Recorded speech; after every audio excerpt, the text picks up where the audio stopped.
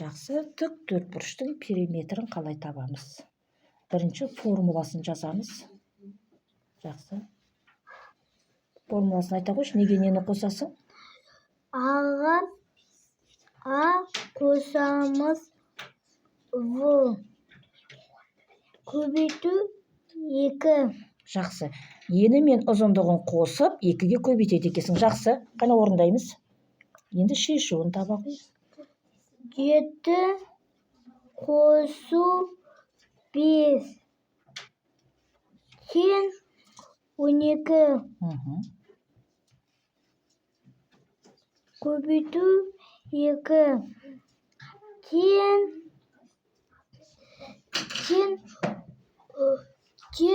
5. 12-ні 2-ге көбейтесің ғой. 12-ні 2-ге көбейтсек, Немесе 12-ні 12-ге қосасың. 12-ні қоса 6. 20? 22. 24. Асықпаймыз. Сонда тік төртбұрыштың периметрі қанша сантиметр екен? 24 сантиметр екен. Ені мен ұзындығын қосамыз, 12 сантиметр шықты. 12-ні 2-ге көбейтсек, 24 сантиметр екен. Ахметжан, қателеспейміз, асықпай ойланып шығамыз. Математика деген ол өте қиын пән ғой. Оған бізге ой керек, ми керек. Жақсы, жаман емес, тамаша.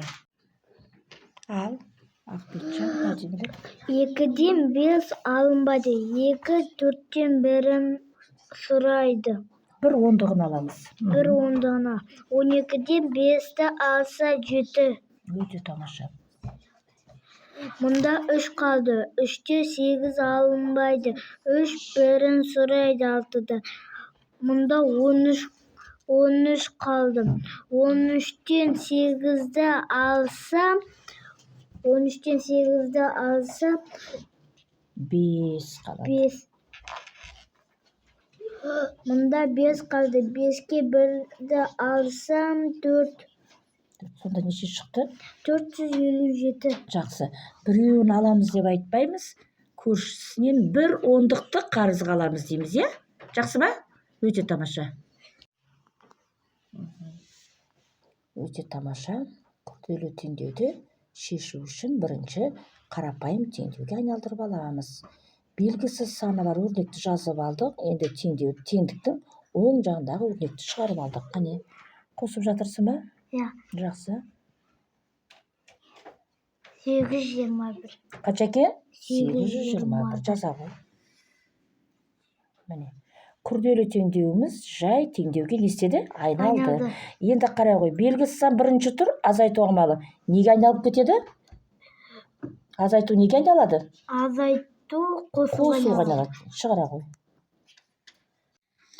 Ал, Ахметжан, мына алдымыздағы тік төртбұрыштың қиып алынған мына үшбұрышын ауданын қалай табамыз? Бірінші не істейміз?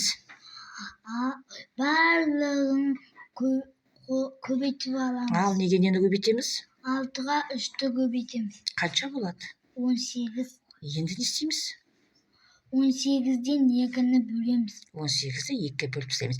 Ең бірінші мына тік төртбұрыштың ауданын түгел тауып аламыз. Бұның ауданы қанша сантиметр квадрат екен? 18 сантиметр екен, квадрат екен, Ал енді біз жартысын табу үшін оны не істейміз? 2-ге бөліп тастаймыз. Өте тамаша.